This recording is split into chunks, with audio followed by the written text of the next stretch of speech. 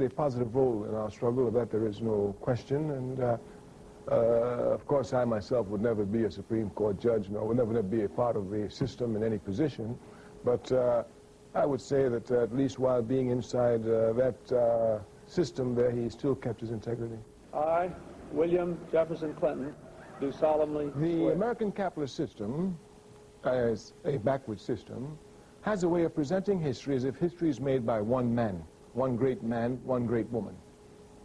And that this great man, this great woman comes along and directs the dumb masses who follow them for whatever reasons, and they light up the way to show the people how to go in the darkness. So whenever you study, for example, the American Revolution, you say George Washington, and that means you know everything. You say Abraham Lincoln. Even in recent years of the struggle here, you could say Martin Luther King, you see. The attempt is to make it appear as if history is made indeed by these great person. And of course, with the concession of Martin Luther King, usually our history is not made by us, but really made by one great person outside of our race, usually a great white man.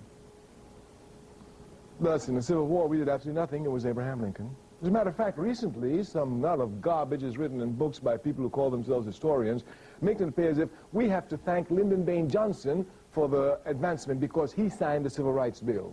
Of course he signed it. But while he was signing it, we were in the streets burning the country down. You better hurry up and sign it. Burn the whole country down. Do it quick. But if you're not careful, you will thank Lyndon Baines Johnson. That's, of course, Clinton. You know, after all, born in Arkansas, people are indeed limited by their ideologies. And he is born in Arkansas, and he is raised there, you know, and we all know Arkansas. We know Arkansas very well. We know it's a racist culture to the bone. So he comes as a knight in white shining armor. He thinks that he too will come like an Abraham Lincoln, and you know, Lyndon Baines Johnson, after all, he too was from the South, and and maybe in a Carter, you know, but our people cannot depend upon any one man, not even Malcolm X. Our people can depend only upon the masses of our people properly organized in a determined, uncompromising, relentless struggle against the enemy. This is the only thing that gives us victory. So in the very first instance, I have to be against all this nonsense as if Bill Clinton is going to do so much for us. One, Clinton himself makes errors, great errors, political errors. For instance, he thinks that people voted for him and not against Bush. It's a great error. It's a great error. It's a great error. I've seen it happen many, many, many times politically, that people get caught up in a certain movement and not understanding the times of the movement. If they are representing that movement, they think they are the movement. Clinton doesn't understand anything at all about history. He's going to make abominable errors.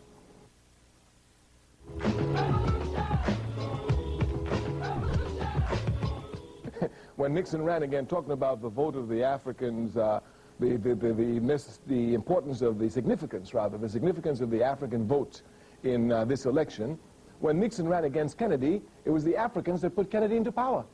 If you remember correctly, Martin Luther King was in prison in Alabama at that time, just before the election, and then here came this shining Kennedy, who made a telephone call into the jail to find out about Martin Luther King, and then called Mrs. Martin Luther King and Reverend Martin Luther King Sr. and told them, I've just spoken to Martin Luther King, everything is fine. And they called a press conference and said, look what Senator Kennedy has done. We encourage all Africans to vote, and everybody voted for Kennedy.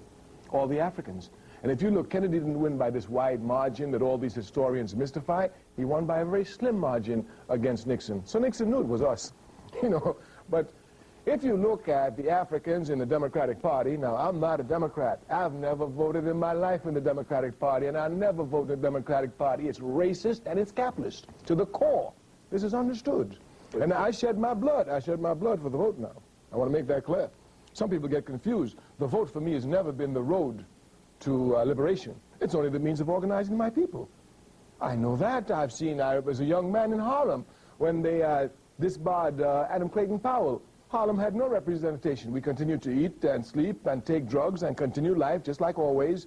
When Julian Bond was elected, when we were young in SNCC in Atlanta, Georgia, and they refused to seat him because of his position against the war in Vietnam. The Africans in that area, his congressional district, continued life just as we've not been having any mayors, and we've been having life, and even with the mayors now, the quality of life has not improved at all.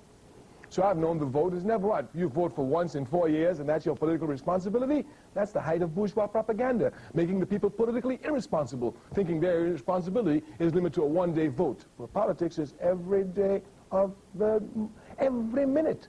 You have to be aware of what's going on, not voting on one day. So the vote has never meant anything. So I'm not a Democrat. But one thing is clear. Jesse Jackson, undeniably, has done more for the Democratic Party than any other African in this country. This is an objective fact. More than Ron Brown, certainly. More than Vernon Jordan, certainly. For the Democratic Party, I'm speaking. Because every African that Jesse registers is, by definition, an African. I understood this even in my early days for SNCC. I said, look out, we're working for the Democratic Party. I said, I don't do that. Yeah, I'm a revolutionary. I can't work for the Democratic Party. But every African you registered is voting Democrat. That's the rule. So this man, Clinton, comes to power and thinks that he can decide which African he will deal with. He's going to get his own Africans. He thinks he's going to tell us which African he's going to impose upon us. I say, I'm not a member of the Democratic Party, but I know if Jesse Jackson has less power than every other African Democrat in this country, he has more influence over voting Democrats than any other African in the country. That's a fact. We've come from disgrace to amazing grace. Number one, we must look properly at the difference between mobilizing and organizing. This becomes very, very confusing in this country, especially around the African question. Martin Luther King was a great mobilizer. He was not an organizer. He was very short on organizing. As a matter of fact, you can see this clearly. While there's no question that King was the most popular Baptist preacher in this country, he could never become head of the Baptist Convention, even though he wanted to. As a matter of fact, if you go and check history, I think it was in 1964 or 5, when he tried to become president of the Baptist Convention, National Baptist Convention, against Jackson, Reverend Jackson, not Jesse Jackson, other Jackson, who was head of it. The tension was so high that a man was killed at that convention, thrown off the stage during the Ture. Yes, it's there. These are facts. These are history. These are history, and you should do it. It's good. And King never won it. The King was a great mobilizer. This was indeed one of the great differences between SCLC, the Southern Christian Leadership Conference, King's organization, and the Student Nonviolent Coordinating Committee, SNCC, which I was. We were organizers. To be an organizer, you must be a mobilizer. But being a mobilizer doesn't make you an organizer. Malcolm X was a mobilizer and an organizer. Jesse Jackson came into King's movement as a mobilizer, not as an organizer. So when even if you look today, there are very few organizers out here. There are very many mobilizers. There's, people can come and have an issue and mobilize the people easily. That's understandable. We're the most oppressed sector in the country. So any little thing, you know, police shoot one of us today, all right, come make some noise. It's easy to do that. But to sustain the action, to really get an armed force to protect yourself against the police, you understand, that's a different situation completely. So when we judge Jesse, we must judge him within this mobilizing aspect, but also within the character of our community. Ours is not an organized community. It is, in fact, a mobilized community. Look at what happened in Los Angeles in 1992. Well, in 1965, we did the same thing, and there's no qualitative improvement. Just quantitative. It's bigger, more damage. We've got more hatred against the enemy, but no qualitative improvement. No more organized than we were in 1965. Thus, Jesse himself, to criticize Jesse for this, is not to properly understand the political atmosphere scientifically in our community. So Jesse is just riding on mobilization. And not only that, most of the people who criticize him, they themselves don't belong to any organization. They don't even mobilize. Histories are ideologies unless we break through them, like Fidel Castro, a member of the aristocracy, breaks through it, fights for the masses, divides up his father's farm, first farm to be divided among the masses. So unless you crash through it, you're obviously a prisoner of it. And Jesse Jackson is a prisoner of his history, of a member of the Southern Christian Leadership Conference, and of constantly trying to walk within the footsteps of Martin Luther King. And it's not an easy job. King himself would never have joined the Democratic Party. And publicly, he's always said that. He said he always felt that somebody needed to be outside putting pressure on. Jesse thought that he could go in the inside and put pressure on in the inside, given the changing conditions since the time of King. After all, during the time of King, Africans couldn't vote in the South. If they voted, the terrorist groups would lynch them, burn their houses, etc. We know the history of America. So now the situation has changed. Africans are voting, so Jesse says, okay, the situation is not like it was with Dr. King. At Dr. King's time, he was right. But now, since they're inside, we have a pressure which we can go inside and put the pressure on. So now, whether you accept Jesse's thesis and strategy or not, at least you can see some political logics to it. Now, the role he plays in there, that's where the problem comes. He's in a new ball game that is a political party. He's not in the streets making demonstrations, but he brings the same street character into the political arena, the Democratic Party. So now his problem is to how to use this character to try and benefit some gains for the people. So if these gains are just for the minute, some baseball people here getting some franchise or some individual advancement as a result of mass struggle, at least he understands this from his background. That is his earlier struggle. This is the way it was. So now perhaps he's hoping to open up the arena as it goes. My major criticism against Jesse Jackson is a political criticism. I'm a revolutionary, and in a revolution there's no sentiment at all. So when people are criticized, it must be their political actions. My major criticism against him is that his lack of organizing at least the Africans inside the Democratic Party. If at least he would organize those Africans inside the Democratic Party, put his energies to it, but he refuses because of the contradictions that he has inside of there. He has less power than any of the other Africans. He has less power in the Democratic Party than David Dinkins, because David Dinkins is a mayor. He has less power even than Andrew Young inside the Democratic Party. He has no power inside the Democratic Party. He has influence among the Africans who vote there, and this influence, because he speaks for their aspirations, is what he uses as a bargaining weapon. It's the same process of the 60s. That's all I'm saying. So he has not changed his strategy, and those who are attacking him, they have not changed their strategy. So what they're attacking is the person of Jesse. So they think Jesse is playing the role incorrectly. If they were in that role, they would not do it this way. They wouldn't do it that way. But I'm condemning the whole role. That's what I'm saying. I'm saying that he must stop mobilizing and start organizing, because power is the organized masses. That's the only way you get power, not from a television camera. Some of these reform leaders think that political power grows out of a television lens camera, and the more cameras they got, the more power they get, you know. But power comes from the organized masses. Fidel Castro was a great man, and everyone in the world recognizes that. We have said of Fidel Castro, and it's true, President Ture says that at any given moment, the best traditions of any people may be represented by all of them, a majority of them, a minority of them, or one of them. And if Fidel Castro is the only human being that represents humanity at its best, humanity will never be diminished one iota. Fidel Castro is a man of great stature and great comprehension. A little island like Cuba. He has himself leaped beyond this island of Cuba. He's known everywhere throughout the world, and he's respected everywhere throughout the world, except by capitalist pigs, everywhere. America has no right to talk to Cuba. Cuba can teach America so many things. America says that it's one of the richest countries in the world, and even demeans Cuba because it's one of the poorest. Yet the conditions of health of a child in Cuba is better than the conditions of health of any child in America. From the child that child is born until it dies, it will have a doctor in its community that will monitor every movement it makes, free of charge.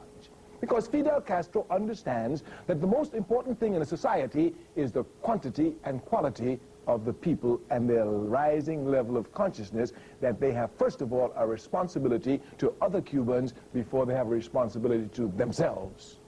America is the exact opposite. Doctors to Africa than America and all of Western Europe together have sent. We're not even talking about freedom fighters. When I first went to Africa in the 1960s, I was shocked. Among all the liberation movements, PAIGC in Guinea-Bissau, Frelimo, MPLA, among all of them, I found Cuban combatants there, teaching them, even sometimes fighting and dying with them. Fidel Castro, we have to respect him. We are Pan-Africanists, and Fidel Castro is a Pan-Africanist of the highest order.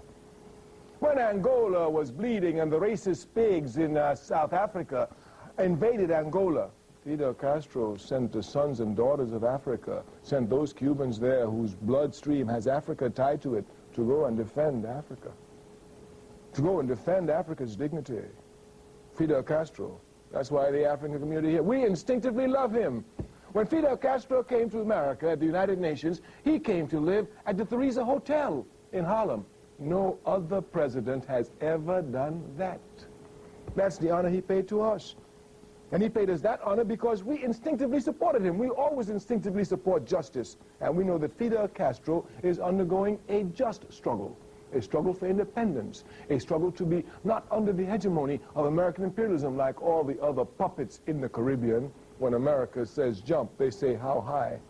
Fidel Castro is concerned with one thing, making sure that the national resources of his country serve the priority of the well-being of his people. Go to these other countries. They sell whatever they have. As a matter of fact, their leaders are sorry slavery is over. Tourism is properly controlled by the Cuban Communist Party. Properly controlled. I mean, they're making experiments with it, but they themselves are in the position of controlling, and has within a limited aspect, because at this point it's only experiment. Of course, U.S. capitalism is hoping that through this will happen, but it's just a fight always, and you go into a ring, you fight, you're convinced you will win, the enemy is convinced they will win. We will see.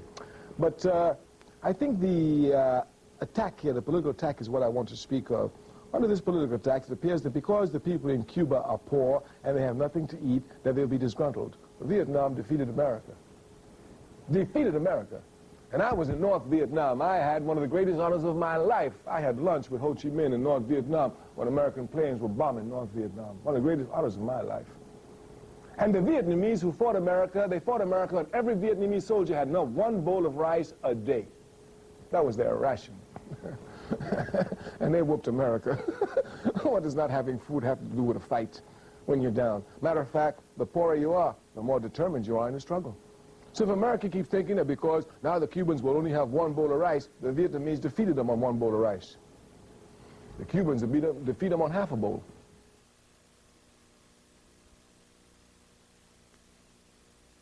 Haiti is a very, very, very, very important island in the Pan-African struggle.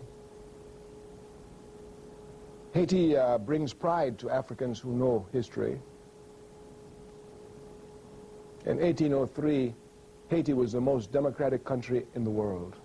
It was the only country in the world that did not allow slavery on its borders. The only country in the world in 1803. Once you properly understand this history, because you know these capitalist pigs have such a way of making it appear as if we've never done anything as Africans. We don't know democracy. We don't know democracy. In 1803, Africans gave the freest world, the freest nation to the entire world. The only country in the world that did not allow slavery was Haiti. And not only did not allow it, but the only country in the world that put its natural resources towards fighting against any oppression was Haiti. Simon Bolivar, who liberated South America, anyone who knows the history knows it was Haiti that gave him the money, outfitted him with ships to start the struggle. And the Haitians demanded only one thing of Bolivar: when you free Venezuela, when you free Colombia, when you free Argentina, when you free Peru, free the slaves. The only condition of which they required of Simon Bolivar. This is history. You can't hide the truth, and if you know your history, you look for history, you will find it. You can imagine the threat that that Haiti imposed upon America since 1803. There was nothing that American imperialism, one other thing I must tell you, from this period, 1803, Haiti fought every major European power, the Americans, the French, the Spanish, the Germans, the Portuguese, all of them, trying to bring Haiti down, and not one of them could make Haiti renege on her democratic principles. On that country, there would never be on that territory a slave. Every man, every woman was free. You just make it to Haiti and you're free, no slavery. Everywhere else there was slavery, everywhere else. In the great America, they were, let's not talk about that. So anyway, you could imagine the threat that Haiti posed. American imperialism, all of its life, had only one objective: to bring those slaves back onto the plantation. There was only one objective: bring those slaves back to the plantation. And America, France, all of them could not bring Haiti back to the plantation. Even after slavery was made illegal throughout the Western Hemisphere and was even abandoned and emancipation proclamations were read everywhere, Haiti continued to be the guiding inspiration for Africans throughout the Western Hemisphere. It was not until 1915 that American imperialism could put the heels of the Marines on Haiti, install Papa Doc, a scum of our race, one who would bow down to the wishes of imperialism and rape his people without the slightest mercy. And since then, that's where Haiti has been, and that's where it is to this day. And it's certainly not Bill Clinton who's going to liberate it. just the masses of Africans. The organization that the Honorable Marcus Garvey foresaw for us in the Universal Negro Improvement Association will be a reality. If you look everywhere, you will see the conditions being stacked properly for Africans to begin organization. And if you look at our struggle, one thing about our struggle, one of its characteristics, while spontaneous, is that it spreads like wildfire. I mean, when you look at our struggle, it shocks you. You know, like a sit-in movement starts in, or you can go back before that. A Montgomery bus boycott starts in 1954, right, in Alabama. Do you know within 6 months there's a nonviolent bus boycott in South Africa, Azania, led by Chief Lefuli of the African National Congress? Now, just to show you how fast it spreads. 3 sit-in students get arrested February 1st in Greensboro, North Carolina. By the end of February, 3,000 students will be arrested. When we start something, we are so oppressed that once the light is seen, everybody reacts. Look at the independence movement in Africa. In 1957, Kwame Nkrumah led the way with the independence of Ghana. They laughed. He was different from the others. By 1960, 2/3 of Africa would be independent. It would sweep the Caribbean.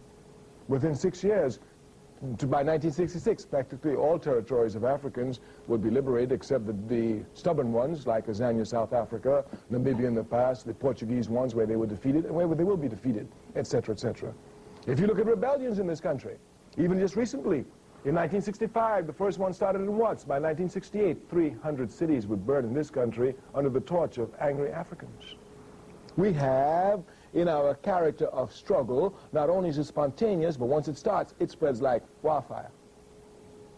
And we have all the conditions and all the milieu prepared now for organization. Once we begin to organize, it will spread like wildfire. The enemy encourages that. So, for example, if we would look at the situation of Africans in America, if we don't look at the enemy, we'll say, well, look at them, you know, they're so dirty, they're on drug addicts, they're just killing each other, you know. For example, brother told me, you know, oh, Chuck, what else is that? We're just killing each other. I said, where? He said, in Chicago. I said, where else? In Los Angeles. And where else? And in New York. I said, and where else? And in Florida. And where else? And in Philadelphia. I said, and where else? He said, well, all over America. I said, where else? He said, well, all over America. I said, where else? I said, how about Azania, South Africa? He said, well, yeah, that's true, too. I said, how about Brazil? He said, well, I don't know much about that. I said, well, look down there. Wherever you look, you see us fighting each other. So if you're just looking at us and you're looking at the enemy, you can make no analysis at all. None whatsoever. As a matter of fact, your analysis is completely faulty. It's one-sided. It's just the analysis of the enemy. That is our fault, not the fault of the enemy. The reason why we're not organized is because of the enemy. Capitalism. Racist capitalism. It understands that once the African masses are organized, it is finished. Simply because if you look at, and I'm not saying this just because I'm rhetoric, it's historical fact. If you look at the African masses, you will see we struggle all the time, even if spontaneously. You understand? When you think we're finished, Jack, out of nowhere we'll come up. We've burnt this country from plantations to cities. You understand? So this is no struggle to play with. These people are serious, but their struggle has never been an organized struggle, only a spontaneous struggle. And the enemy knows that since we must struggle, we will struggle, he must do everything to keep the struggle at least a spontaneous struggle. Do you know what will happen when we are organized and we rise up in Los Angeles as we did in April with organization? I mean, when you think about it, that wasn't even planned. You know, they just, oh man, this is too far, right? They're going too far. Let's get them this time. Once again, they just think we just ain't nobody. Let's go get them. Everybody's just decided on the spur of the moment. Have you ever heard of the people deciding to revolt against a major power in the world on the spur of the moment? You better not play with these people, because when they organize, they'll take it hands down. So the lack of organization is the enemy. Thus, all these games that are playing in Africa is nothing but the same petty bourgeois elements making believe they're fighting against each other to fool the people, to let them think that there's some progress coming. But it's getting harder to fool the people today because consciousness rises all the time, and the people's consciousness is rising. All that is happening now in Africa is only the preparation of the ground for a unified Africa. We are revolutionaries, and if we're not revolutionaries, we understand the process of history. There is no example of human advancement which has been made anywhere in the world without the shedding of blood. None. Even Martin Luther King, with all of his nonviolence, had to shed his blood in order to advance the cause. Thus the statement is clear, must be properly understood. There is no advancement of human progress anywhere in the world without the shedding of blood. So when blood is being shed, we don't get upset. We just want to know, what purpose is it being shed for? That's what we're concerned with. Capitalism has an idea of making it appear as if Africans are incapable of ruling themselves, from Liberia to Somalia. But those of us who understand what is going on there tell all of them, the blood that is being spilt in Liberia, the blood that is being spilt in Somalia is only going to cement a unified socialist Africa. That's clear. So all of these attempts are failing. You can see it clearly here in America. In 1965, when our brothers and sisters rose up in Watts, Africans had no political visibility in this country at all. I mean, in 1965, when we rose up in Watts, a racist pig, Yorty, was mayor. In 1992, Tom Bradley was mayor, an African. From 1965 to 1992, great reforms were in America, undeniably so. In 1965, we had no mayors to speak of. In 1992, we have over 320 mayors throughout this country. And they're mayors of the biggest cities in this country: New York, Newark, Washington, Philadelphia, Birmingham, Los Angeles, etc., etc., etc. So it is clear here. But all of these changes have had no effect on the quality of life of the masses of our people. On the contrary, the conditions are worse. What it does is that after you wage a mass rebellion in Watts, since it is, of course, spontaneous, but it inflicts heavy damages upon the enemy in every level, especially on the international political level, well, the enemy's job is to make sure this rebellion doesn't occur again. They're not concerned about changing the conditions of life of the people. So what they want to do is to bring individuals who they put in position, like a Tom Bradley, and the masses is to assume that because Tom Bradley is there, everything is cool. Everything will change. So all these reforms which have been made, all the Africans have said to America in 1992, whether anyone recognizes it or not, is that reform cannot solve our problems. Only revolution will. Thus, 1992 was a clear mark for those who don't understand what's going on in this country. The Africans have instinctively said that reform is not the answer, only revolution is. And from now on, the revolution atmosphere will be made. You cannot make revolution unless you're organized. You can make reforms spontaneously. But you cannot make revolution unless you're organized. And this then becomes a real criticism against Jesse. Those who criticize Jesse for mobilization must criticize him for being a reformist. Therefore, they must be revolutionary. Because revolutionaries can't play with mobilization. Revolutionaries must be organized because they want the seizure of power. Reformists want to influence power. That's the difference. Jesse Jackson wants to influence the Democratic Party so that they could be nice. Me, I want to take power from my people where we're supposed to take power. I don't want to influence nobody. I want the power. So if I want the power, I don't come with little manifestation and say, hey, Clinton, do this, give us that. No. I say, Clinton, we got X number of Africans in the country. They voted for you. This is the X number of power I want. End of discussion. But there's no question, it's true. I mean, we don't even have to wait till there. We can go back even before, in Chicago, with the disciples and the Blackstone Rangers and the work of Fred Hampton. One of the reasons that Fred Hampton had to be assassinated was because he was bringing the Blackstone Ranger, the gang in Chicago, along with disciples, another gang in Chicago, which were rival gangs, together against the police. It is clear, but we don't have to go that far. Malcolm X is a living example. But all revolutionaries start this way. Even Mao Zedong has built his army off of bandit armies. Because they do have the courage. They are rebelling, but they don't have the sense of scientific rebellion. And they're just confused, that's all. Malcolm had no sense at all. He was totally confused, but he was rebelled. He had hatred for the capitalist system. When in jail under the Honorable Elijah Muhammad, he began to channel his energy correctly. He began to see clearly. Their energies are not correctly channeled. They are channeled by the police. It is the police who spawn gangs in America. It is the police who bring drugs into the community. It is the police who control the drugs in the community. It is the police who organize Africans to sell drugs in the community, making it look like they are not involved in it. And certainly if it's not the police, they ought to resign because they don't know how to do their jobs. We've been having a lot of discussions with them. As a matter of fact, we did a video with the leadership of the Crips and the Bloods when they tried to come together 2 years ago, before the rebellion.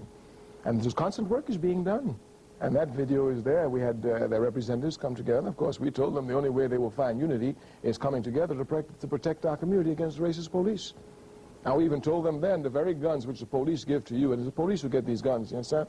I used to be the honorary prime minister of the Black Panther Party. Before then, I worked in SNCC. And as a young man in SNCC, I was carrying a gun since about 1962. Yes, supposed to be nonviolent? We were nonviolent publicly. We told them, made that quite clear to everybody. Quite clear to everybody. You get me on a lonely road, come here, we busting caps on each other, Jack. I'm not going out that way. That's Martin Luther King. I ain't Martin Luther King now. Yes, I'll be Martin Luther King when it's public. You and me down together. So everybody in SNCC was carrying a gun. Sometime I was 1962, I've been collecting guns. When the Lowndes County Freedom Organization, the first Black Panther in this country, Black Panther Party in this country, had its election, we had to have guns. I was the one who was selected by SNCC to go to all the major cities to get young brothers and sisters with guns to come there. So I've been knowing what kinds of guns we can get in the African community. I mean, when I became prime minister, honorary prime minister of the Black Panther Party, my job was to control precisely the two field marshals, the East Wing and the West Wing. They were the ones who had the guns. As a matter of fact, I've always understood instinctively in any organization, you must be where the guns are, because that's where the power is. That's why Elridge Cleaver and Bobby Seale and Hillard could talk all that nonsense. They couldn't touch me because I was sitting on the guns. I was sitting on the guns. So I knew the guns in the party. I knew how the guns, and I've been going through this community all my life. So I know the guns that I see in this community, I can never get. The police bring those guns in. Uzi submachine gun in the African community, how you get that? The kids don't even know how they get it. Oh, I bought it from someone. They don't even know how they got it. But I know these machine guns coming in here. These guns, they're not the way you get them illegally. These guns are being pumped in. It's a planned program. It's understood. The enemy, all this pumping drugs only shows me that we're winning. Because the enemy is pumping these drugs, creating these divisions because of the rising consciousness of the people. Because it's work for him. It's work. It's work. You got to stay up night, divide gangs, create gangs. I mean, it's work. I remember when Reagan, that's why I laughed at Los Angeles, not Reagan, Bush, you don't know who you're playing with. Bush said, when those betrayed the Soviet bloc, when they betrayed socialism and it collapsed, he said, we have an excess of CIA agents. We're going to send them into the ghettos of this country. And Los Angeles was targeted. He sent them in 9 months before the rebellion. I wonder where they are now. They have the excess force. This is organized. So these gangs must be organized against the police. Against the police. Because the police are the front runners of the organized gangs in the country. And this is a planned, organized. What they want to do is to make the entire African community feel insecure. Insecure among each other. When they saw the feeling of camaraderie and solidarity that was developing in the 60s, you understand, they said, we got to stop this quick. We've got to bring insecurity inside here so that when they see each other, they won't say, hey, brother, say, he gonna kill me? That's all. But it ain't going nowhere, Jack. It's just gonna make us stronger for the second round on them. Because victory is ours no matter which way they come. The emergence of Malcolm X is because this came from the youth themselves. Those young kids in the conditions, looking for the truth of the situation, finding that they found Malcolm X. Martin Luther King was pushed on them, but they found Malcolm X. Once the enemy saw that they found Malcolm X, you understand, they thought they would now jump on Malcolm X and try and twist it, make it a fad, as in everything else. But the rising consciousness of the people will not allow it. They'll make it a fad, but even while making it a fad, you hear every step of the way struggles against it. The resistance against it has never been like any other fad. Everywhere you go, people are opposing it. This is Malcolm, is this. Get Malcolm. Even when they see people on the streets, hey, brother, you wearing that X, you know who Malcolm is? You better know who Malcolm is. Yes.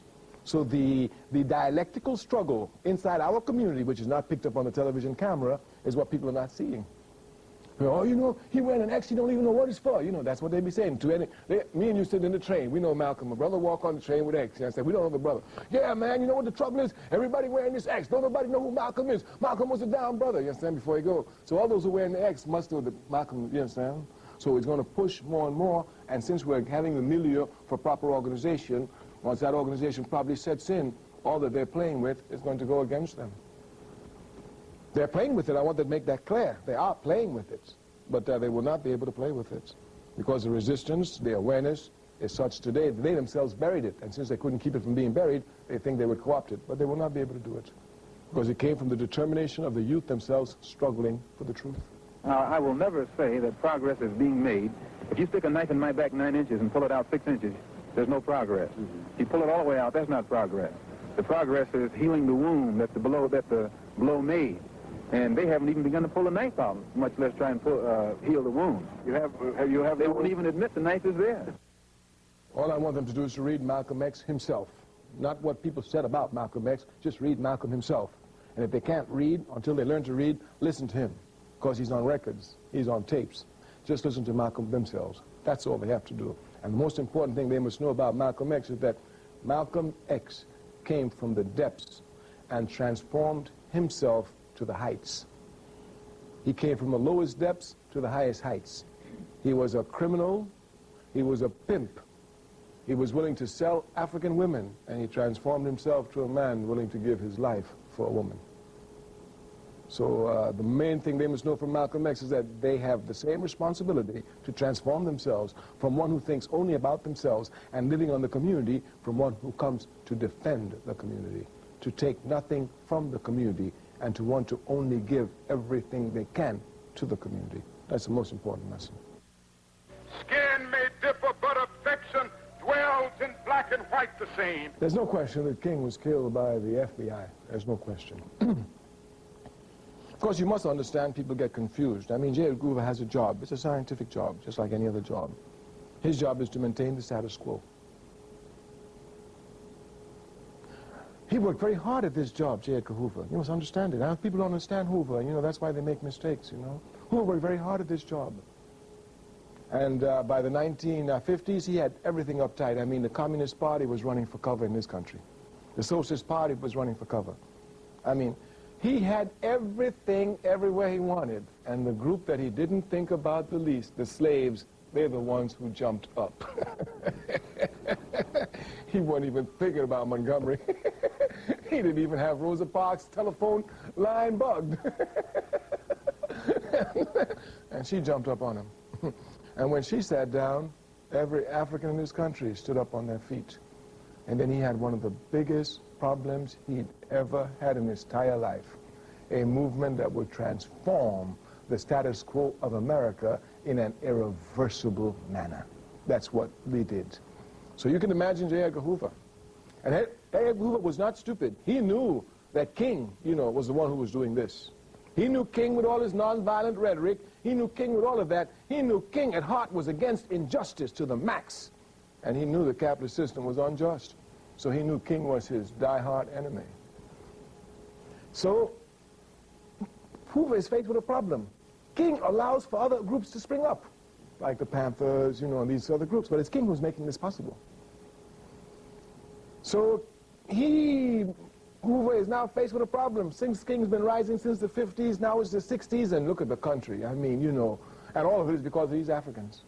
And all of it is because of King, and now the ones he brings. So Hoover has to make a decision, all right, we have to stop this. And of course, his thinking is that the leaders do it, so, you know, the communist infiltrators got the leaders, so let's wipe them out. So Hoover, just like anybody, will sit down, all right, there are people like Huey Newton, there are people like Kwame Ture, people like Jamin El-Amil, you know, these we got to kill, definitely. No question about it. They have to be killed. Then there's King. But he knew one thing about King. King was an honest man, and that's what messed with Hoover. Because Hoover would have done everything possible to corrupt King. But King could not be corrupted materially. That's what messed with him. Because King was a preacher. Could you imagine a preacher in the South not liking Cadillacs? You know you had to kill King then. Now, I understand very clearly all the dialectics involved. People get confused in history. But the Student Nonviolent Coordinating Committee was the first of the human rights organizations in this country to make its position against the war in Vietnam. Martin Luther King was not the first. We were. At that time, I was the chairperson of SNCC.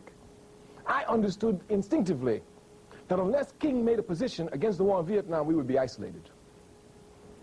So SNCC had two tasks. One was to rapidly spread this anti-Vietnam sentiment among the masses of our people rapidly and give it a political channel. And two, put moral, non-violent, unremitting pressure on King to take a position on Vietnam. As I have walked among the desperate, rejected, and angry young men, I have told them that Molotov cocktails and rifles would not solve their problems. I have tried to offer them my deepest compassion while maintaining my conviction that social change comes most meaningfully through nonviolent action. But they ask, and rightly so, what about Vietnam? They ask if our own nation wasn't using massive doses of violence to solve its problems, to bring about the changes it wanted. Their questions hit home, and I knew that I could never again raise my voice against the violence of the oppressed in the ghettos without having first spoken clearly to the greatest purveyor of violence in the world today, my own government. King was a creative genius, and King's great contribution to us was not nonviolence, but he taught us how to face the enemy without fear. The problem in the South was that we were afraid to face the enemy, and King taught us how to face the enemy without guns. Once you teach a people how to face an enemy who's full of guns without guns, it don't take nothing to pick up a gun.